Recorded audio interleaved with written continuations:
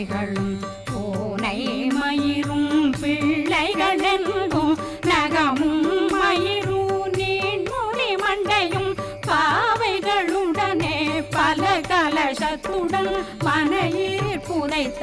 வஞ்சனை தன்னையும் ஒட்டிய செருக்கும் ஒட்டிய பாவையும் காசும் பணமும் காவுடன் சோறும் போதும் வஞ்சனமும் ஒரு வழி போக்கும் அடியனை கண்டால் அலனே குளிர்